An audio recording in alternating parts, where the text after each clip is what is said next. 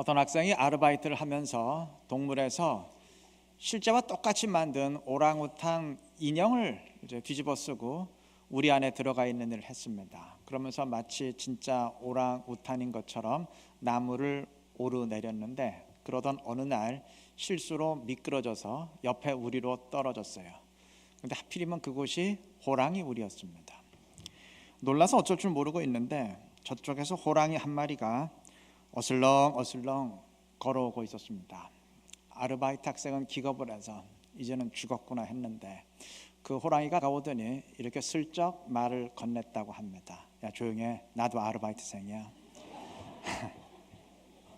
요즘엔 어떤지 모르겠는데 예전엔 중국을 짝퉁 천국이라 부르기도 했습니다. 예전엔 그랬어요. 그만큼 가짜가 많았다는 의미겠죠. 그래서 달걀도 가짜로 만들고 심지어 씨도 가짜로 만들었다고 합니다. 농부가 씨를 뿌렸는데 아무리 물을 주고 비료를 줘도 싹이 안 나더래요. 가짜니까요. 농약 먹고 자살했다는 거 아니에요? 근데 안 죽더래요. 농약도 가짜더래요. 예전에 어떤 가수가 여기도 짜가 저기도 짜가 그런 노래 불렀었는데 정말 세상은 가짜 천지가 되었습니다. 근데 문제는 세상만 그런 것이 아니고 교회와 그리스도인들도 그렇게 되었다는 사실이죠. 그리스도인들 가운데도 가짜가 많아요. 가짜 목사, 가짜 장로, 가짜 권사, 가짜 교인. 법적으로는 분명 진짜인데 실제로는 그렇지 못한 많습니다. 뭐 그리 놀랄 일 아니에요. 예수님 당시도 그랬으니까요. 예수님께 열렬히 환호하며 밀물처럼 몰려들었던 수많은 사람들은 어느 순간 썰물처럼 사라져 버렸습니다. 가짜였으니까요. 예수님의 12 제자도 다 배신하고 도망쳤어요. 심지어 그 가운데 한 명은 직접 예수님을 죽음의 자리에 넘겨주기까지 했습니다. 그들도 가짜였어요. 만약 주님이 십자가의 길을 가지 않았더라면 어땠을까요? 이들은 계속 주님을 따라갔을지 모릅니다. 다시 말하면 자기들이 가짜인 줄 모르고 아주 끝까지 착각할 수도 있었다는 얘기죠. 오늘 우리라고 다르겠습니까? 예수님은 백성들과 제자들의 본 모습을 날카롭게 지적했지만 오늘날의 교회는 행여 교인들이 등을 돌릴까 봐 되도록 심한 소리는 자제하는 경향이 농후하기 때문에, 아니 심지어 사람들의 마음을 얻기 위해서 말씀까지 왜곡하는 일이 비일비재하기 때문에 아마 그때보다는 훨씬 더 많은 가짜들이 활개치고 있을 겁니다. 악화가 양화를 구축한다고 아마 가짜가 정상이 되어버리고 진짜가 이상하게 보이는 그러한 현실이 되었는지도 모르겠어요. 여러분, 그리스도인처럼 사는 것과 그리스도인으로서 사는 것은 비슷하지만 전혀 다릅니다. 그리스도인처럼 행동하는 것은 그건 가짜에게도 얼마든지 가능한 일이지만 그리스도인으로서 사는 것은 오직 진짜 그리스도인에게만 가능합니다. 무슨 말인가 하실 텐데, 예를 들면 오랑우탄의 모형을 뒤집어 쓴 아르바이트 학생이 아무리 오랑우탄처럼 나무를 타며 흉내를 낸다고 한들 그건 오랑우탄처럼 행동하는 것이지 진짜 오랑우탄으로서 살아가는 건 아니죠. 우리는 그리스도인처럼 흉내내는 자들이 아니고 그리스도인인 척하는 자들이 아니고 진짜 그리스도인이 되어야 할 것입니다. 방송실 마이크 좀 봐주세요. 그럼 누가 진짜 그리스도인일까요? 내 안에 그리스도를 모신 사람입니다. 그래서 갈라디아서 2장 20절 말씀처럼 내가 사는 것이 아니고 내 안에 그리스도가 사는 사람, 그러한 사람이 진짜 그리스도인입니다. 뭐 정확한 비유는 아니겠지만 여러분, 참치 통조림이라면 그 안에 참치가 있어야 그게 진짜지 참치가 없다 그러면 진짜 참치 통조림은 아니죠. 뭐 이름은 참치 통조림이라도 그건 그냥 깡통일 뿐이죠. 사람도 그리스도인이라면, 즉 그리스도 사람이라면 그 안에 그리스도가 계셔야 진짜 그리스도인이지 그리스도가 그 안에 없다면 그건 그냥 사람일 뿐이죠. 성찬의 의미 중 하나가 곧 이것입니다. 성찬은 주님의 살과 피를 먹고 마시는 것인데 그것을 통해서 내가 그리스도인 됨을 확인하고 드러내는 것인데, 여러분, 먹고 마시는 것은 그건 주님을 내 안에 넣지 않고는 불가능해요. 보고 감상하는 것은 얼마든지 거리를 두고 가능합니다. 주님에 대해서 배우고 아는 것도 얼마든지 주님과 하나 되지 않고도, 얼마든지 멀리 떨어져서도 가능해요. 그러나 주님을 먹고 마시는 것은 그를 내 안에 넣지 않고는 방법이 없어요. 여러분, 내 안에 안 넣고 먹는 방법 있나요? 없어요. 주님이 성찬을 제정하시고 이것을 행하라 하셨을 때 그 단지 의식을 행하라는 의미는 아니었을 겁니다. 너희는 나를 먹고 마시라. 다시 말하면 나를 너희 속에 넣고 너희 안에 내가 있는 진짜 그리스도인이 되어라. 그러한 의미가 아니겠습니까? 그것이 그리스도인의 증표다. 성찬식을 의식을 행하는 자가 아니고 정말 나를 너희 안에 넣음으로써 너희 안에 내가 사는 사람, 내 안에 그리스도가 사는 사람, 그 사람이 진짜 그리스도인이다. 그런 의미가 아니었겠습니까? 찬송 534장은 노래합니다. 주님 찾아오셨네, 모시어 드리세. 예, 맞아요. 주님을 모셔 드려야 됩니다. 그래서 내 안에 주님이 계셔야 됩니다. 오늘 보면은 모세가 하나님을 만난 장면을 기록했어요. 떨기나무에 불이 붙었는데 이상하게 타지를 않아요. 하나님이 그곳에 임재하셨습니다. 그리고 모세에게 분명히 말씀하셨습니다. 12절, 내가 반드시 너와 함께 있으리라. 내가 반드시 너와 함께 있으리라. 여러분, 우리가 모세처럼 하나님을 직접 만나는 떨기나무 경험은 못할 수 있어요. 상관없어요. 바울처럼 다메섹으로 가던 길에서 주님을 직접 만나는 신비한 체험은 못할 수 있습니다. 상관없어요. 큰 의미 없어요. 단 내가 반드시 너와 함께 있으리라는 12절의 말씀은 나에게도 동일한 현실이 되어야 됩니다. 주님이 성령으로 내 안에 임재하시고, 그래서 주님이 내 안에 거하시고 내가 그와 함께하는 것은 반드시 우리의 현실이 되어야 됩니다. 그 사람이 진짜 그리스도네요. 이거는 수준의 문제가 아니에요. 이건 진짜냐 가짜냐 본질의 문제입니다. 붕어빵에 붕어가 없는 것은 괜찮아요. 그러나 그리스도 안에 그리스도가 없는 것은 그건 치명적입니다. 교회 안에 그리스도가 없는 것은 그건 치명적입니다. 그리스도는 교회의 머리이기 때문에 그리스도가 없는 교회는 목이 없는 몸이에요. 그러니까 목 잘린 시체와 같고, 그리스도가 없는 그리스도인은 그 안에 팥이 없는 팥빵과 같습니다. 그래서야 되겠습니까? 주님을 간구하시고 초청하시기 바랍니다. 그래서 주님을 내 안에 모시고 주님과 함께 동행할 수 있는 거룩하고 신실한 우리 모두가 되시기를 바랍니다. 5절의 증언처럼 하나님은 모세에게 네가 선 곳은 거룩한 곳이니 신을 벗으라 명하셨습니다.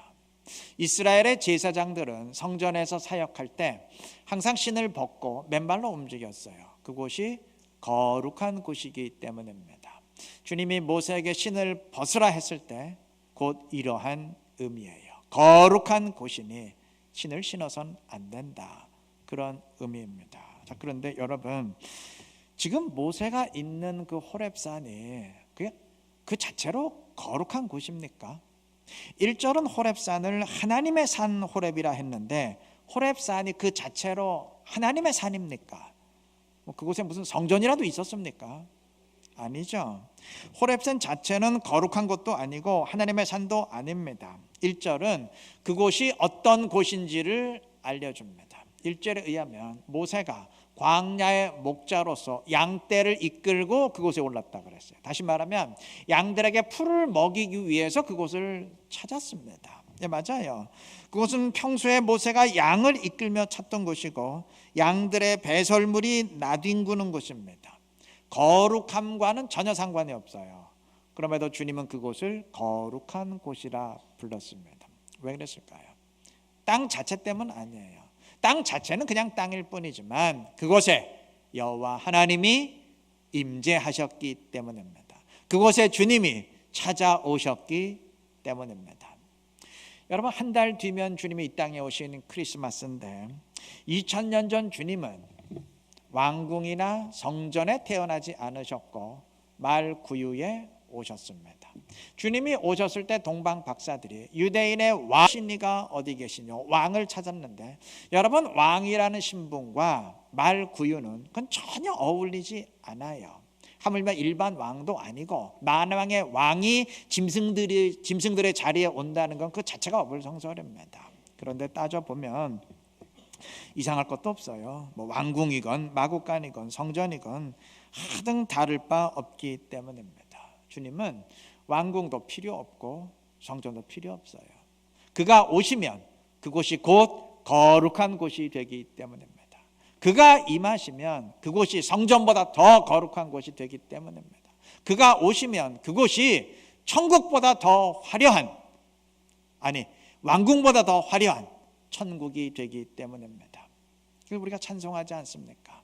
높은 산이 거친 들이 초막이나 궁궐이나 내 주 예수 모신 곳이, 다시 말하면 주님이 임하시면 그 어디나 하늘나라. 예, 주님이 오셨어요. 그러면 그것이 천국이에요. 아니 천국에 임했는데 무슨 왕궁이 필요하고 성전이 필요합니까? 다 필요 없지요. 여러분, 이 세상 어디에도 거룩한 곳은 없어요. 어디건 주님이 임하시면 그곳이 거룩한 곳이고 그곳이 하늘나라입니다. 그렇다면 우리가 할 일은 거룩한 곳을 찾는 것이 아니고 내가 있는 그곳을 거룩한 곳으로 만드는 것입니다. 어떻게 하면 되겠습니까? 내가 주님을 모시고 그와 함께하는 진짜 그리스도인이 되면 됩니다. 그러면 내가 속한 교회가 거룩한 교회가 되고, 내가 있는 집이 거룩한 집이 되고, 내가 일하는 그 일터가 거룩한 영역이 될 것입니다. 물론 나 때문에 거룩해지진 않아요. 우리 때문에 거룩해지진 않아요. 내가 뭐라고 나 때문에 거룩해지겠어요? 우리가 다 죄인인데 죄인들 모였다고 뭐 죄인 때문에 거룩해지겠습니까? 그러나 나는 죄인이지만, 나는 거룩하지 못하지만 내가 주님을 내 안에 모시고 주님과 함께 할 때, 다시 말하면 내가 가는 그곳에 주님을 모시고 갈 때 나와 함께하는 그 주님으로 인해서 그곳이 거룩하게 될 줄로 믿습니다. 여러분, 호렙산은 유대에 있는 산이 아니죠. 이방 광야에 있는 이방의 산이에요. 이방 땅입니다. 그런데도 주님은 그곳에 임재하셨고 그곳을 거룩한 곳이라 명하셨습니다. 오늘날에 비유하자면 하나님은 얼마든지 교회 밖에 세속적인 영역에도 임재하시고 그것을 거룩하게 만드실 수 있다는 말입니다. 성경은 그러한 현실을 만들었던 사람들을 많이 우리에게 증거합니다. 딱 두 사람만 보십시다. 요셉은 이집트에서 살았고 느헤미야는 페르시아에서 살았습니다. 이집트건 페르시아건 다 이방 땅입니다. 여러분, 그곳에 무슨 성전이 있습니까? 예배가 있습니까? 아무것도 없어요. 오직 우상의 문화만 팽배할 뿐이에요. 그런데도 그들은 그곳을 거룩한 곳으로 만들었어요.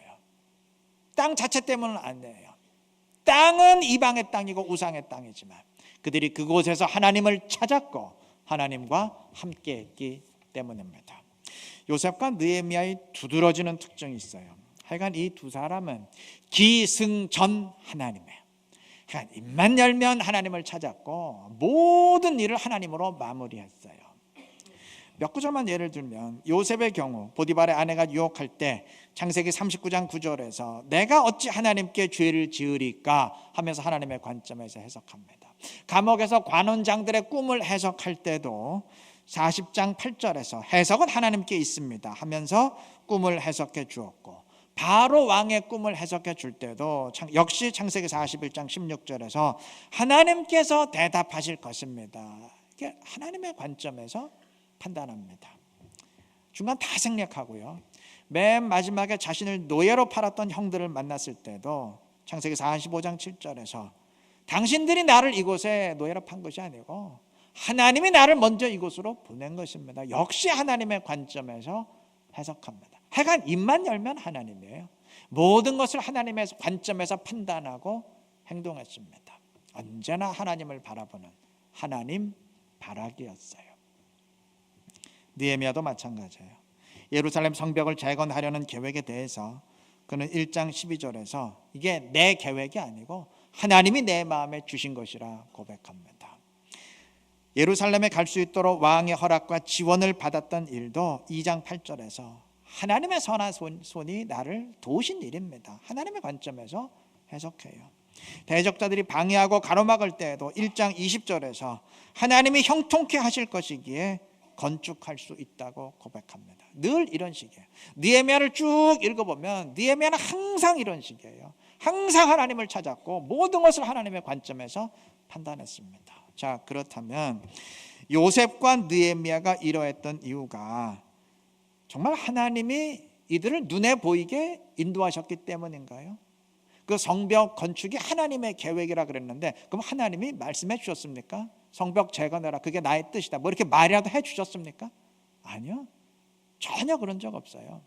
성경 아무리 뒤져봐도 하나님은 이 두 사람에게 한 번도 나타나신 적도 없고 말씀하신 적도 없고 어떤 신호를 주신 적도 없고 하다못해 선지자를 보내서 조언하신 적도 없어요. 단 한 번도 없어요.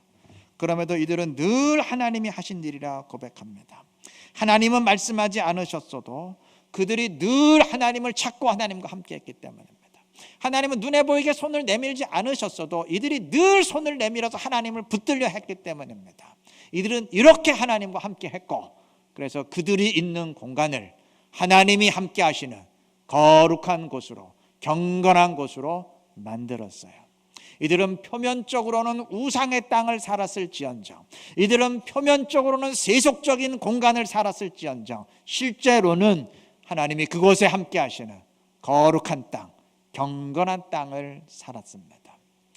여러분, 이것이 오늘 우리 모두에게 반드시 적용되어야 할 영적인 원리입니다. 오늘 우리가 사는 이 땅의 현실은 그리 거룩하지 않아요. 교회도 거룩하지 않은데 뭐 땅이 거룩하겠어요? 말씀에 부합하지 않아요. 소돔과 고모라일 수 있습니다. 전혀 상관없습니다. 이들이 했던 것처럼만 우리가 하면 됩니다.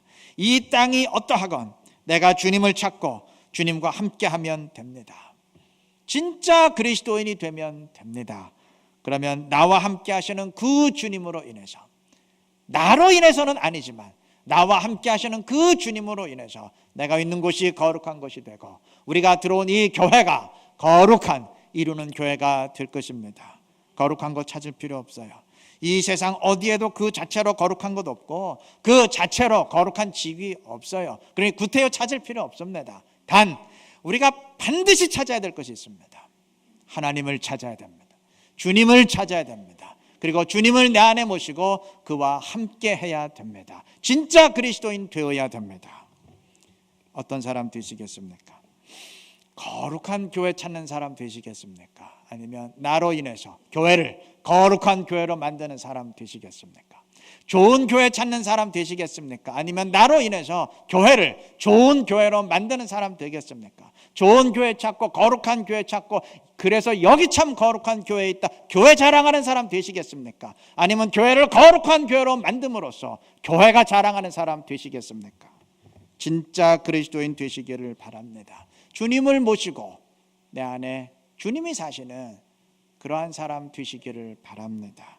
그래서 나와 함께하는 그 주님으로 인해서 우리가 서 있는 이 자리를 거룩하게 만들고 이루는 교회를 거룩하게 만들고 내가 사는 가정을 거룩한 가정으로 만들고 내가 일하는 일터를 거룩한 영역으로 만들어갈 수 있는, 그래서 세상도 교회처럼 만들어갈 수 있는, 하나님 나라의 복음을 더 확대시켜 갈 수 있는 지혜롭고 신실한 우리 모두가 되시기를 바랍니다. 오늘 진짜 그리스도인에 대해서 말씀드리고 있는데 구약 시대는 아직 그리스도가 오시기 전이기 때문에 뭐 그리스도인이라는 말은 물론 없었겠죠. 그런데 그리스도인과 똑같은 의미의 말은 있었어요. 하나님의 사람. 둘은 똑같은 말이죠. 성부와 성자가 하나이기 때문에, 삼위일체로서 하나이기 때문에, 다시 말하면 그리스도와 아버지 하나님이 정확히 하나이기 때문에 그리스도인, 그리스도 사람과 하나님의 사람은 그건 뭐 정확히 같은 말이죠. 물론 지금도 진짜 그리스도인이 있고 가짜가 있는 것처럼 그때도 진짜 하나님의 사람이 있었고 가짜 하나님의 사람이 있었습니다. 말씀을 대적했던 선지자들도 있었고 심지어 제사장인데 본인이 직접 우상을 만들고 우상 제당 만들었던 그런 사람들도 있었어요. 다 가짜죠. 법적으로는 뭐 선지자고 제사장인데 다 가짜였죠. 반면 신실한 진짜도 많았습니다. 한 사람만 예를 들면 열왕기하 5장 8절은 엘리사를 하나님의 사람 엘리사라 불렀습니다. 그 외 여러 다른 구절에서도 그를 하나님의 사람이라 불렀어요. 예, 맞아요. 엘리사는 하나님을 찾고 하나님을 자기 마음에 모신 하나님과 함께하는 진짜 하나님의 사람이었습니다. 이러한 하나님의 사람 엘리사를 향해서 나만 장군은 욕을 했습니다. 아니 어떻게 내가 왔는데 나와보지도 않느냐. 군대 장관인 내가 왔으면 당연히 버선발로 뛰어나와서 머리를 숙이며 공손하게 영접을 해야지. 어디 감히 나와보지도 않고 이래라 저래라 말을 하느냐. 분노했습니다. 이랬던 나만 장군이 열왕기 5장 15절에서는 당신의 종에게서 예물을 받으소서 하면서 고개를 숙입니다.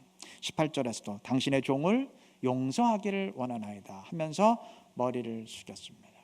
여러분 분명 사회적 지위로는 나만이 엘리사보다 비교할 수 없을 정도로 높아요. 상대가 안 돼요.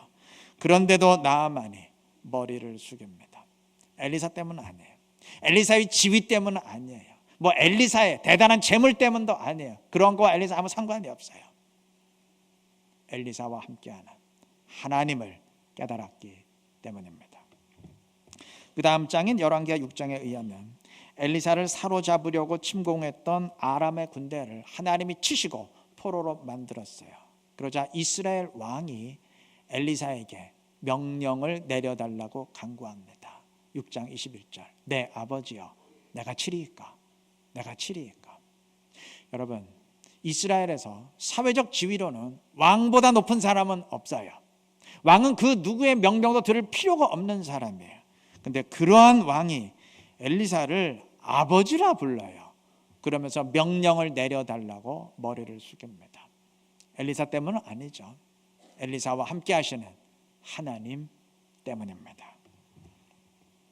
신약도 동일한 것을 증언했습니다. 사도행전 27장에서 사도 바울을 죄수로 호송하던 배가 유라굴로 광풍을 만나서 난파의 위기에 처했을 때 하나님이 그 배를 구원하셨습니다. 자, 이렇게 되니까 그 배의 로마 백부장과 모든 로마 군인들이 그 다음부터는 바울의 말 한마디 한마디에 절대적으로 순종합니다. 이게 평소 같으면 있을 수 없는 일이에요. 여러분 누가 누구의 말을 들어야 됩니까? 평소 같으면 죄수가 군인 말 듣습니까? 아니면 군인이 죄수 말 듣습니까? 죄수가 군인의 말을 들어야 돼요. 어디 감히 이래라 저래라 명령을 하나요? 이 배의 상황은 정반대예요. 바울과 함께하는 하나님을 그들이 깨달았기 때문입니다. 지위가 문제가 아니에요. 경제력이 문제가 아닙니다. 죄수보다 낮은 사람 없고 왕보다 높은 사람 없어요. 그런데도 왕이 머리를 숙이고 군대 장관이 머리를 숙입니다. 바울이나 엘리사 때문이 아니죠. 그들과 함께하는 하나님 때문에. 그들이 하나님을 찾았고 하나님과 함께하는 진짜 하나님의 사람, 진짜 그리스도인이었기 때문에 그들과 함께하는 주님으로 인해서 이들이 머리를 숙이게 되었던 것입니다. 여러분, 저는 바로 이것이 오늘날 그리스도인들의, 오늘날 교회가 세상을 이길 수 있는 유일한 방법이라고 믿습니다. 그건 제 생각이 아니고 성경이 그렇게 우리에게 명하셨습니다. 성경은 단 한 번도 우리에게 너희가 높은 지위에 오름으로써 세상을 이겨라, 너희가 물질을 많이 소유함으로 세상을 정복, 말씀하신 적이 없어요. 기독교 역사 2000년을 다 뒤져봐도 교회가 그런 식으로 세상에 승리한 적이 없습니다. 방법은 딱 한 가지예요. 우리가 주님과 함께하는 진짜 그리스도인이 될 때, 그래서 그러한 우리가 이곳에 모일 때 우리 때문은 아닐지라도 우리와 함께 하시는 그 주님으로 인해서 세상은 교회를 존중하고 그리스도인들을 존중하고 말씀에 귀를 기울이고 머리를 숙이게 될 줄로 믿습니다. 그것이 초대교회가 로마를 복음으로 정복할 수 있었던 이유입니다. 도저히 불가능할 것 같았는데 복음이 세상을 이기고 하나님 나라를 확장시켜 갈 수 있었던 이유입니다. 뒤집어 말한다면 오늘날 교회가 세상을 이기지 못하고 있다면, 아니 세상을 이기기는 고사하고 오히려 지탄의 대상이 되고 있다면 그건 우리의 지위가 낮기 때문이 아니에요. 우리에게 재물이 부족하기 때문도 아닙니다. 신분은 국회의원이고 대통령이고 장관이고 그런데 우리가 진짜가 되지 못하고 가짜이기 때문입니다. 우리 안에 하나님이 계시고 주님이 계셔야 되는데, 진짜가 돼야 되는데 진짜가 아니기 때문입니다. 교회에 주님이 계셔야 되는데 주님이 없기 때문입니다. 여러분, 우리 진짜가 되십시다. 이를 명심하시고 주님을 찾으시고 주님을 내 안에 모신, 그래서 내가 사는 것이 아니고 이제 내 안에 주님이 사시고 나를 이끌고 가시는 진짜가 되십시다. 진짜가 모임으로써 이루는 교회도 주님이 이끌고 가시는 진짜 교회를 이루십시다. 그래서 세상을 이기며 세상도 하나님의 영역으로 만들어 갈 수 있는, 주님을 기쁘게 하는 우리 모두가 되시기를 그리스도의 이름으로 축원합니다.